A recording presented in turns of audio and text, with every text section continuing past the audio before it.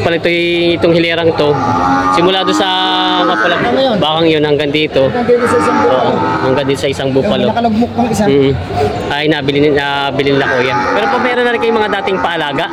Matagal na. Matagal. Siguro mga 10 taon na nagpapaalaga. Baka matagal ba nalulugi sa mga papaalaga? Nakakatulog din. Para negosyo meron din. Meron talaga hindi rin naiwasan sa pagkano yun. Ang pinakalugi ay yung ikaw ay namatayan ng isang baka. Yun ang pinakamahirap po. Ano? Dami po kasing gusto mag-alaga ng baka at kalabaw ngayon. May sasuggest nyo ba yung pag-aalaga ng hayop ngayon? Kung ikaw ay may passion sa pag-aalaga ng baka, may suggest ko. Ihilig mo, pwede. Pero pagka ikaw ay naiinggan niya lang sa mga tinutubo, magdalawang isip ka. Hindi biro ang papaalaga at pamumuhunan. Magandang araw mga Talongs TV. Tayo po ngayon ay meron nakapanayam na isang OFW na namakyaw po ng mga baka at kalabaw dito sa Padre Garcia, Batangas. Tayo po ay magtatanong sa kanya ng ilang impormasyon lalong git sa kanyang pagpapaalaga. Siya po ay nagpapaiwi ng mga binibili niya mga hayop dito sa Padre Garcia, Batangas. At doon din po sa dulo ng ating video meron din po tayo. Nagtanong din tayo ng mga impormasyon lalong git sa mga gamit sa bukid tulad ng lubid at mga gulok. Yan po yung mga ginagamit sa ating mga alaga mga hayop. Kaya sama-sama tayo manood sa video natin sa araw na to. Kung bago ka pa lang sa aking channel, mag-subscribe ka na para like ang update na upload natin video dito sa Padre Garcia, Batangas. Sama-sama po tayo manood sa video natin sa araw na ito.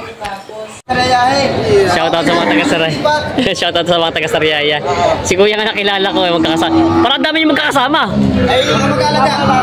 Papa, kayo ang sino ang pinanser? Ikaw ang pinanser?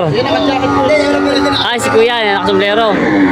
Tapos sila Kuya, kayo po mag-aalaga. Kayo namili na rin ang bakang alagaan nyo. Nasa po yung mga nabili nyo? Ito. Yan, mga nakahanay na yan. Ito po ito mga to. Mga balag. Ito bupalo nyo din. Magkano ko po itong bupalo? 51 yan. 51,000 daw ito. Tapos ito po mga balagbagin. Ating dalawa ito, 105 ito dalawa. Ay, nakalugmok daw, 109 na po. Bali, 5 pong bakang aan. Tapos yung isang 51. 50, yun po yung brown na yun. 51. Bagwari street na 650. Puro, ito po yung mga... Kasama pa yan. Ang dami binili nila kuya. 650 daw, shoutout ako. Sige, shoutout mo. 650 mil daw ito mga bupalong ito, dami yun. Ba't po naman labing isa to? Ang dami. Ay, kasama ang baka. Yan po. Ibig sabihin po iba't nagustuhan niyo naman kalabaw naman ang alagaan? Ay, siyang naibigan ng mga mag-aalaga. Mas gusto nila. Mabilis daw lumaki. Oo. Pati po kayo napansin ko pati po ngayon kuya, ang mas marami ang nag-aalaga ng baka. Pag naubos na yung kalabaw, talagang medyo tataas din yung presyo na, no? Oo. Dapat talagang kalabaw na muna. At puro maraming baka na di kalabaw naman ang gagamitin daw nila para sa bukid dito.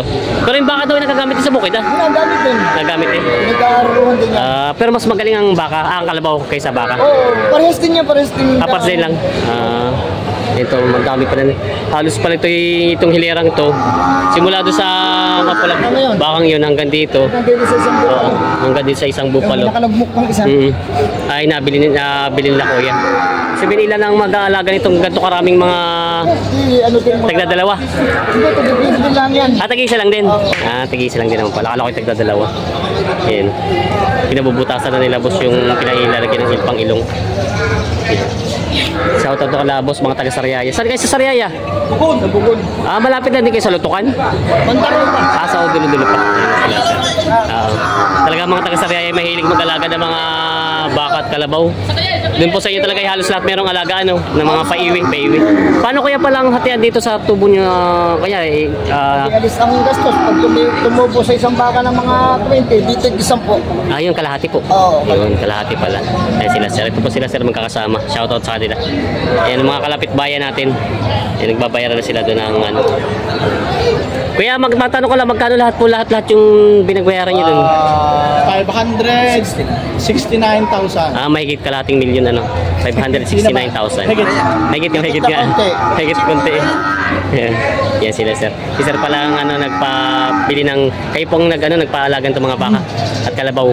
Kalabaw at baka. Pero po meron na rin kayong mga dating paalaga? Matagal na. Matagal. Siguro mga 10 taon na nagpapaalaga. Matagal na rin talaga. Yung po ngayon nasa labas yung pinapaalaga, marami pa din. Nasa labas pa ay mga 30 mahigit pa. 30 mahigit. Kamusta naman po yung tubuhan? Kumbaga hindi naman nalulugi sa mga papala? Din, para negosyo may lugi. Meron talaga hindi rin naiwasan sa pagkano yun. Ang pinakalugi ay yung ikaw ay namatayan ng isang tao. Yun ang pinakamahirap po, ano? Oo. Kalaban. Oo, yun ang nga po sabi nila. Alagaan ang galaga. Paano po, tanong ko lang kuya, kayo po yung sa, dami po kasing gusto mag-alaga ng baka at kalabaw ngayon. May isa-suggest nyo ba yung pag-aalaga ng hayop ngayon? Kung ikaw ay may passion sa pag-aalaga ng baka, may suggest ko. Ihilig mo, pwede. Pero pagka ikaw ay naiinggan niya lang sa mga tinutubo, magdalawang isip ka. Hindi biro ang papaalaga at pamuhunan. Pag ikaw ay nahinalo, mag-isip mo na. Dalawang isip ka, pero maganda. Maganda. Una-una nakakatulong ka sa kapwa. Dalawa, medyo sabi nga natin, passive income, dagdag income. Yung dagdag income. Kasi po, ang dami nga nagusto, katulad din na picture natin yung mga nag-aalaga ng mga baka malakas na kumita. Parang iba napapaibig. Pag hindi pala sila hilig talaga, wag nilang subukan. Hindi ko naman sinasabing hindi. Ang sa akin, kung talagang hilig mo, unang-una, maiinggan nyo ka mag-alaga. Magkakaroon ka ng tawag ito, yung extra. Paki-edit na lang namaya. Magkakaroon ka ng passion talaga at makita mo na hilig mo talaga Hilig ko po. Maganda niyan, kumikita ka na, nag-i-enjoy ka ba? Yun nga po pinakamaganda. Kasi iba pa rin yung may alaga talagang mga hayop. Kaya lang yung sabi nyo nga po kanina, pag mamaya minsan pag gusto ka lang pala, doon pala ipapabayaan mo din yung alaga pag hindi na alaga na maigi. Delikado malugi din po, no? Ayaw, lalong-lalo na kung nagpapabayaan nag-aalaga. Yun po. Kapag nainggan nyo lang doon sa kanila. Tapos wala naman pala sa loob na mag-alaga. Talagang matatalo. Matatalo talaga. Kumbaga yun pala si Sir. Pero Sir, sa tagal yung mga mag-aalaga yun, maayos naman lahat sila. Ay, ayos naman lahat. Wala naman. Bagay, ang tao kasi parang daliri yan hindi naman yan pare-pareho. Hindi naman ako naghihingi na karoon naman basta sa akin, makatulong. Yun po, yung pinakamagandang purpose Sir. Makatulong ka na, kumikita ka pa. Yung nung pinakamagaling. Sir, pero tanong ko, ano po, ano pangalan po? Ako, ang tunay kong pangalan, Edelberto. Pero ang tawag niya sa akin, Kaka. Si Kuya, si Kaka. Si Sir. Thank you, Sir. Welcome. Bilhin niya, Arpilla. Ayun, shoutout sa mga bilhin niya. Hindi ko na kayo itay-itay, kulang maghapon. Ang dami magkaanak nila. Kukulangin tayo. Kukulangin maghapon. Yan, pinabutasan ni Sir. 1,600. Magkano po pinagbayar? 1,600. Ilang baka po yun na binutasan? Bali, 6. 6. Tsaka 10 tali. 10 tali, yan. Sir ang napili dito magbuta sa kanya mga baka na Sir. Sir, paano po yung may dala rin kayong truck? Ay, umarkila ako doon sa aking kamakanan. Magkano naman po isang karga hanggang doon? Ang hanggang sa amin, ang usapan namin 1,000. 1,000. 1,000 daw po. Ito na may kasya na po sa isang truck, ano? Maliliit naman siya. Yan sila, Sir. Pero madami. Madami yun siya nga maliit pero madami nga. Yan sila, Sir, na nakabili ng baka dito. Namakyaw sila ng baka dito sa Kalabaw. Yan sila, Sir. Mga Katalongs TV, ito po yung mga naghahanap po ng mga gamit dyan sa bukid. Nandito na po yung mga binibenta mga gamit sa bukid. Ito po yung mga lubid, gulok. Yan,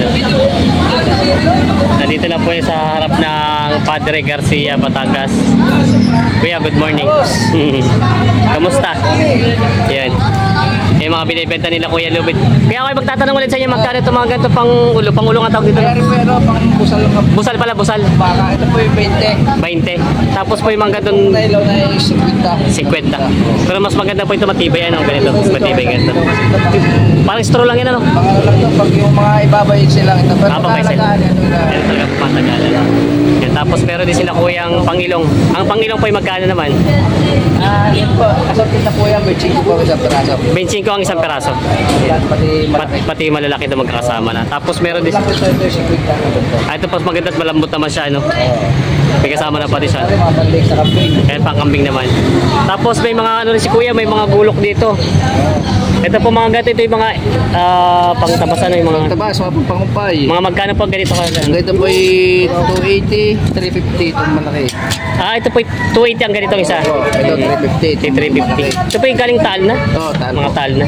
Ito po siguro mas mahal-mahal na SH. Ito, SH ay 420. 420, medyo mahal nga. Dublihan sa presyo, no?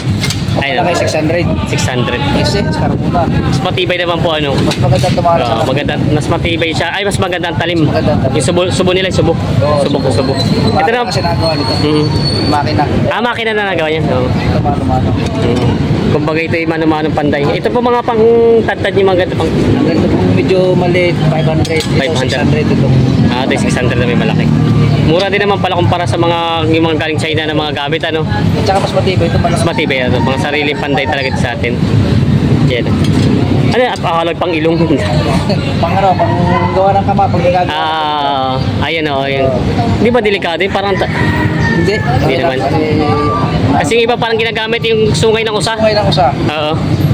Wala kayong ganun, wala kayong makuha. Wala. Dito ako sanay. Sa ganyan. Hindi ako sanay doon. Ito na po mga lubid nyo. Parang wala na kayong malalaking lubid. Wala na. Napakyaw na.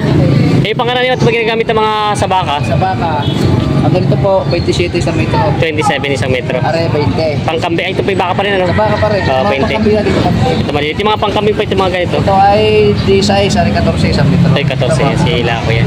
Yan po sila ako yan. Naubos sa lubid at marami yatang namili ngayon ano. Yes, sir. Kayo po dito lang lagi sa pwesto no? Kailang naikot yata kayo? Oo nga. Parang naikot kayo no? Oo, kasi rotation kayo. Kada 5 linggo. Kumbaga may kitang buwan naman pala. Kala ko yung linggo-linggo. Oo. Hindi, kada 5 linggo. Kada 5 linggo pala nagpapalit. Sa kabila naman. Para lahat ay nakaka-experience ang ano maganda. Kasi malakas ang nandito para dito sa likod. Kasi pag doon ibungat ano, pag labas ng mga mamimili, kita na agad. Ayun, yun naman pala. Para ikot kayo na ito na paikot po sila sir. Yan. Kaya ano pangalan? Anthony po.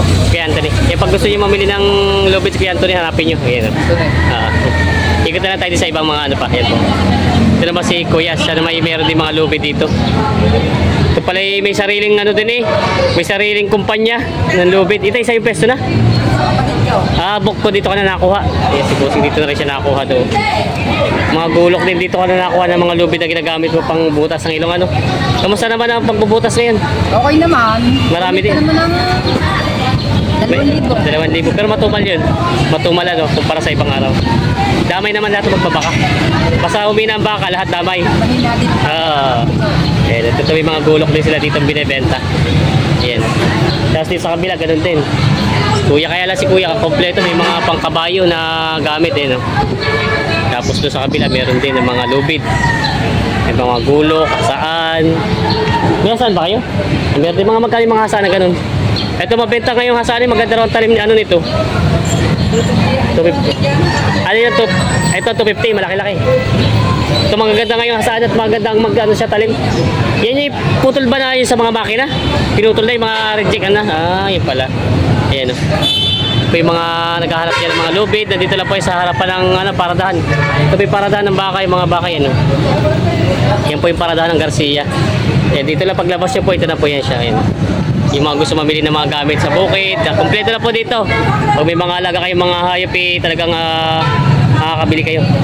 Ito pa pala, wala si Kuya ng ganito, mga magkano ng ganito? 600. Itong mga ganito. Ito yung mga sinaunang style ng itak dati pa eh. Itong ganito, ganito din. 600 din. Mga SH. muna 600 yan. Pasakan mo na 600. Kahit yung pataba sa ganito. Para naman pala. 600 na. Ayaw ni Boss malito eh.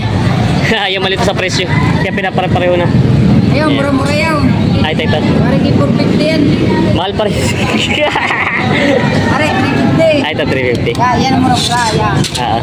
Pero maganda naman siya, no? Yan. Yan sila, boss. Yan. Salamat, bossing.